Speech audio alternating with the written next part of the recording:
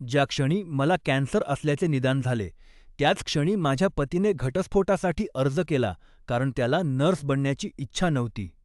शस्त्रक्रिया आणि अत्यंत कठीण केमोथेरपीच्या दरम्यान मी 1 वर्षभर माझ्या आयुष्यासाठी संघर्ष केला. पण जेव्हा डॉक्टरांनी मला सांगितलं की आता मी कॅन्सरमुक्त आहे, तेव्हा अचानक त्याचा विचार बदलला.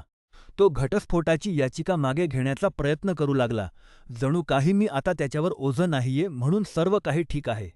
जेव्हा मी त्याला ब्लॉक केलं, तेव्हा तो पूर्णपणे हादरला. मी माझ्या वकिलाला स्पष्ट सांगितलं की ज्या माणसाने माझ्या आयुष्यात सर्वात कठीण काळात मला सोडून दिलं, त्याच्यासोबत राहण्याचा मी विचारही करू शकत नाही. पुढची 4 वर्षे त्याने कोर्टातून वेळ काढून हा प्रवास लांबवण्याचा प्रयत्न केला. पण काल अखेर न्यायाधीशांनी कागदपत्रांवर स्वाक्षरी केली. 4.5 वर्षांचा तो मानसिक छळ आता अधिकृतपणे संपला आहे. आता माझ्याकडे एक उत्तम नोकरी आहे. मी माझ्या पाक्तिनात वाढदिवसाच्या सुट्ट्यांचे नियोजन करत आहे आणि सर्वात महत्त्वाचे म्हणजे मी आता दोन्ही कॅन्सरपासून मुक्त आहे. एक तो आजार आणि दुसरा तो माणूस.